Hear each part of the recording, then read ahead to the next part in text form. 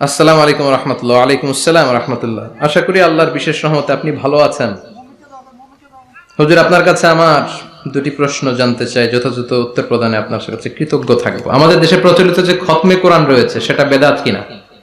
যদি বেদাত হয় সেটা সম্পর্কে আমাদের করণীয় কি?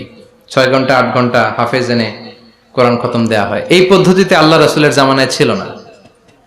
কোরআন আপনি নিজে পড়বেন, কোরআন আপনি ভাড়া করে এনে বাবার জন্য কান্নাকাটি করানোর কোনো দরকার নাই। আপনি নিজে সূরাতুল ফাতিহা, সূরাতুল ইখলাস পড়ে আব্বার জন্য দোয়া করলে আপনার আব্বার কবরটারে জান্নাত বানায় দিবে কে? ওমি আপনার বাবার জন্য আপনি যত কাঁদবেন আমার কি তত কান্না আসবে? আপনি আমার যতই বলেন হুজুর আমার আব্বার জন্য একটু দোয়া করেন, একটু, আমি যতই দোয়া করি আপনার আব্বার জন্য কি আমি কাঁদবো? কথা বলেন, আমার আব্বার জন্য আমার কান্না আসবে, ঠিক কিনা? এজন্য সূরাতুল ফাতিহা পড়ে দোয়া করবেন, সূরাতুল ফাতিহা পড়ে আব্বার জন্য দোয়া করবেন।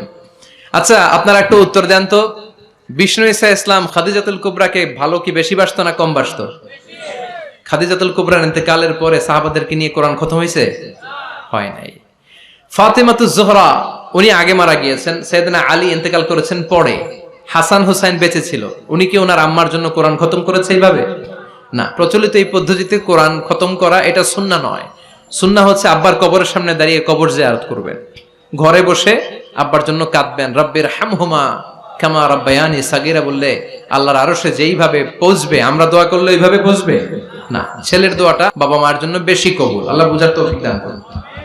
যে ব্যক্তি সুদ ঘুষ খায়, মানুষের হক প্রকাশ্যে হারাম ব্যবসা করে, প্রিয় নবীর আদর্শ ব্যতীত অন্য আদর্শ না, প্রিয় নবীর আদর্শ ব্যতীত অন্য আদর্শ নিয়ে আল্লাহর সামনে দাঁড়ালে ওই আদর্শ আল্লাহর দরবারে কবুল হবে না। বিশ্বনবী যে পন্থায় আমাদেরকে শিখিয়েছে ওই পন্থায় ছোট্ট কাজ করলেও এটাকে উহুদ পাহাড়ের সমান বড় করে দিবে কে?